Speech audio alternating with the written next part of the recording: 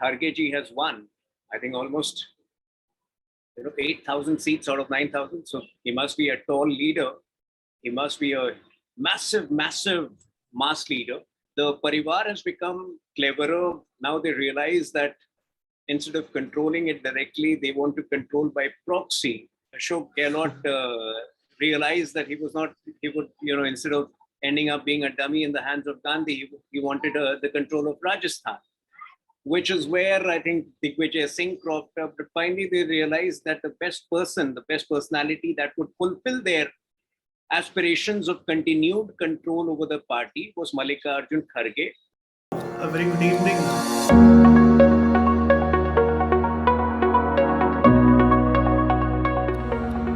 Very good evening. Welcome back to Swarajya Conversations with me, Sharan Setty. I'm really privileged to be joined by BJP spokesperson and author Tuhin Sinha.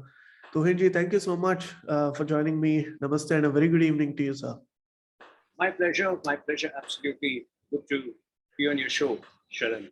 It's always good to have you. Today, the Congress's internal elections result has been announced. And I don't think anybody was surprised that Mallikarjun Kharge ji actually won. Well, in the Congress, nothing changes. But yes, the margin with which Kharge ji has won, I think almost 8,000 seats out of 9,000. So he must be a tall leader. He must be a massive, massive mass leader. Unfortunately, the country never realized it till this moment when the results have come out. But jokes apart, I think, the Parivar has become cleverer. Now they realize that instead of controlling it directly, they want to control by proxy.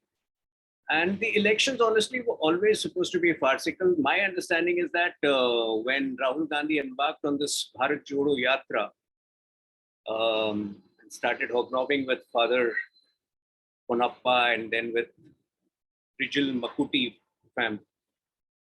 Somewhere, I think the calculation was that over a period of time, hysteria would start building up and he would have different state presidents of the Congress rooting for him. And then there would be a big show, big pretense that, I am forced to accept the position of president of the Congress party once again. But unfortunately, that was a miscalculation. I think people were aware of it and he got checkmated because BJP started raising this, or BJP called him out on this.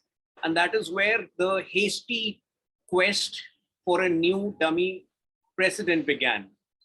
Right. So, they went to Ashok Gehlot, but Ashok Gehlot realized that he would, instead of ending up being a dummy in the hands of Gandhi, he wanted the control of Rajasthan, which is where I think Digvijay Singh cropped up. But finally, they realized that the best personality that would fulfill their aspirations of continued control over the party was Mallikarjun Kharge. So I think it was the day Mallikarjun Kharge's name was announced, it was everybody knew who the winner would be. And while I admire the audacity of Shashi Tharoor, insofar as the BJP is concerned, it may seem that, we are enjoying what's happening in the Congress, but as nationalists, let me tell you that we also want a credible opposition. An opposition which engages in serious debate, which does not believe in winking or force hugging in the middle of important debates, which is well aware of facts. So when it talks about economy, it is well, informed about latest data. And that is a limited interest in the Congress party. So if an independent-minded Tharoor would have become the Congress president, probably the credibility of the opposition may have been slightly better. But with Kharge, I think it's the Parivar which will continue to operate the Congress party. But is that the Tuhin Sinha personally speaking or Tuhin Sinha, the BJP spokesperson speaking? Because from what I know, the BJP is very comfortable with projecting Rahul Gandhi as the opposition's face for a very long time now. I mean, it's an open secret. Absolutely. You cannot deny it. At the end of the day, we end up winning by vast majority, but the public discourse suffers. And I think, that is where we have a problem with the Parivar. So while, I think in politics, no party can afford to lose except the Congress party. So while, yes, I mean, we are always grateful to Rahul Gandhi for ensuring massive victories time and again for the party. But yes, I think the way public discourse has fallen to unimaginable levels in the last 7 or 8 years, where minority appeasement and farcical protests, I mean, the Congress party has lost its essence. Yeah. And I think somewhere going ahead, if you ask any top leader, it helps to have a credible opposition. But do you think, on a serious note, do you think there is a strategic calculation behind this? Because if you look at the elections coming up, Karnataka elections are coming up, Gujarat is coming up, Himachal is coming up. And from what I gather from my Congress sources, having Mallikarjun Kharge as the face of the party will perhaps sort of pander to the Dalit votes, being gathered to the party or something. I don't know how much effective that will be, but that is a possibility that the Congress may try to do that, because I just recalled somebody saying that the BJP had only one Dalit president and the rest of them were all upper caste. The problem with the Congress party is that if crimes against Dalit community take place in a Congress ruled state like Rajasthan, they would not open their mouth. But the moment it takes place in a BJP ruled state like Uttar Pradesh, they would, run into, or they would jump into the opportunity of engaging in tragedy tourism. So the Congress essentially has lost all its credibility when it comes to talking about Dalits or talking about weaker sections of society. The weaker sections of society are entirely with the BJP. And this has been proved time and again. I mean, if you look at the Uttar Pradesh elections, the assembly elections in Uttar Pradesh, Mayawati, who had championed the cause of Dalits until now, was nowhere in the picture. Dalit votes were entirely with the BJP. Even the Samajwadi Party, Congress is a non-entity in Uttar Pradesh. So I don't know how the Congress still hopes and imagines, they try to do the same thing in Punjab by posting Channi as the chief minister and making people believe that he will be the face of, he's the Dalit leader of the Congress party. But what happened? Eventually, I don't know where Mr. Channi is today. So the thing is that Congress duplicity on issues concerning the weaker sections of society has been exposed far too well now for them to really try and work around that. Right. And when it comes to Mr. Mallikarjun Kharge, honestly, he doesn't have a personality of his own other than being a stooge of the Gandhi Parivar. Well, in one of the interviews, he actually said that, like Shashi Tharoor, even I can speak multiple languages. And he went on with a rant against Mr. Modi. And what was even more interesting is that he used a particular shairi, I think, which he made up on his own. And he told, I think, Rajdeep Sardesai, when he asked that, what will be the future of Rahul Gandhi, how will he sort of head the party or whatever. And he said, agar Bakrid mein bachenge, to Muharram mein nachenge. And, what do you think will be the... Shehzad had responded to that. I don't know from where Mr. Mallikarjun Kharge believes that people dance in Muharram. Correct. Yeah. It was an insult to the minority community, unfortunately. But also the larger point over that was that he considers himself to be the sacrificial lamb. I think that is what he was hinting. So anyway, it's quite possible, yeah. But in terms of the future of the Congress party, where do you think it's headed? And obviously, this sort of affects the BJP's calculations as well, because, I mean, all said and done, the last time when a non-Gandhi was appointed as the Congress president, it did not go down very well with the Congress party. So this time, obviously, I don't think there's any chance for dissent at all. But in terms of your calculations, your political calculations going forward as well, what do you think you're gearing up for? Till such time, the country is convinced that the present Gandhi Parivar has nothing to do with the Congress, there is no chance of the Congress revival. Because unfortunately, gone are the days when entitled people would rule, attain or get plum posts purely because of their pedigree. I think that is what the Congress doesn't understand. In fact, just before the Bharat Jodo Yatra, there were posters of Robert Vadra in one of their campaigns, which essentially meant that they are preparing to introduce new members of the Parivar. So till such time the country is convinced that Congress can run completely devoid of the Parivar's interference, I don't see any hope of revival. Having said that, I still believe that Congress is a lesser devil compared to the Aam Aadmi Party.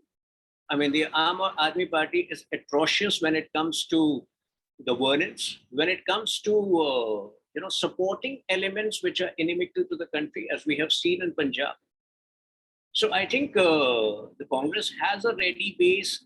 The fact is, in the last elections, assembly elections in Maharashtra, there were no senior leaders of the Congress who campaigned over there, and there were many people who would not give Congress more than 15 or 20 seats, and yet Congress managed to get 40 seats. So the Congress per se has an existing base across the country. You have to accept that despite a terrible performance by the present day dynasts, the Congress has managed to exist, the Congress has managed to survive.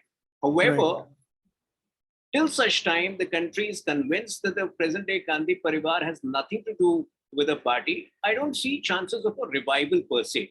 So whether it is Himachal or whether it is Gujarat, in both the places, the BJP is going to get a resounding victory purely because of the complete non-existence of the Congress. In fact, in Gujarat, you might see unprecedented numbers, 140 plus seats, because the Aam Aadmi Party is essentially going to capture the votes of the Congress Party, which is only going to improve our seats. In fact, one of the reasons why I wasn't in touch or producing very actively was because I was touring Gujarat the last couple of weeks, and I got some really interesting insights while talking to the locals over there. Like you mentioned, the Aam Aadmi Party is filling up that void that has been created by the Congress as an opposition party in many states. And I think they're very carefully and very tactfully sort of making gains here and there. So, which is why, genuinely, I would like you to be very honest about this. The reason why the BJP is perhaps targeting the Aam Aadmi Party today than the Congress is because you see that there is a third alternative being formed. And maybe that can pose a danger to Mr. Modi and the BJP. See, more than that, I would say the Aam Aadmi Party is a danger to the entire country. They are scamsters of the highest order, whether it is in the education model, whether it is liquor, there is no place where they have not engaged in brazen corruption to fulfill their immediate electoral agendas. When it comes to Punjab, obviously, being a border state, we are concerned about many of their moves, because there is record of a couple of the candidates having hobnobbed with Khalistani elements. So I think per se, if we are particularly vitriolic or we're more intensely fighting the Aam Aadmi Party, I think we see Aam Aadmi Party as a danger to the country's future more than Congress. The Congress is an inept, mediocre force right now. But the Aam Aadmi Party, particularly Arvind Kejriwal's intentions, are particularly dangerous. Yeah. No, in certain pockets, it's very interesting if you observe states like Gujarat. In Surat, I think after demonetization, since it's a largely industrial city where trader communities are very strong, there was some sort of resentment and anger against the BJP, and it was reflected in the municipal elections. But what is more interesting is the BJP's bounce back, because obviously there was some sort of instability in the leadership as well in Gujarat and many other states. But in spite of all of that, today the BJP is doing very well. Is there a particular reason behind it? See, reforms are never an easy process. I think that's something that people realize. But then not undertaking reforms would mean that you are stuck in the 80s, you are stuck in the early 90s where nothing would move in the country. So if today at a stage where, most developed countries of the world are grappling with economic slowdown, if India continues to be the bright spot for world economy, it is because of the series of reforms which we have undertaken in the last 8 years. I agree, demonetization was not an easy exercise. But then at the end of the day, people realize that weeding out black money has done a lot of good to Indian economy. If you look at the UPI, the volume of UPI transactions today, the digital empowerment of the weaker sections of society today, I mean, I have come across a couple of beggars who stand on the street and, they have the Paytm codes. So I think transparent, clean money has done a lot of good to the country. And that is where people realize that the intent of the party, the intent of Mr. Modi, the intent of Prime Minister Modi has been extremely noble. It is easy to dole out freebies, but at the end of the day, what is more important to have a seamless connectivity across the country. If you look at the way airports have expanded to tier 2, tier 3 cities, today there are there are house helps. I know for a fact there are house helps who take a flight from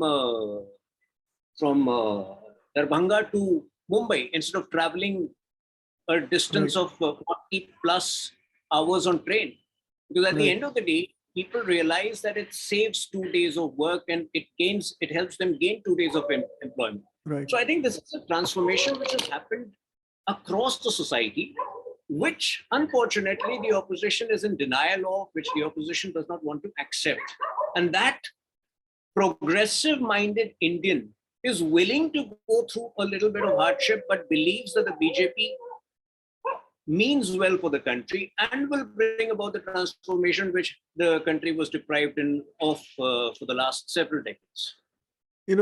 Reverting back to the topic of the Congress elections, the natural question for the spokespersons of the Congress party would be, why is the BJP commenting about our internal elections wherein they don't have any democracy within the party? How would you respond to that? Like I said, our limited concern is that we want a healthy discussion. We want a healthy debate in parliament. We don't want a bunch of people who are ready to, block parliament proceedings for no rhyme or reason. We want the country to grow. And like I said, I mean, in a democracy, the opposition has an important role to play. So, instead of making it about, that imaginary spyware and I forget the name of the Pegasus.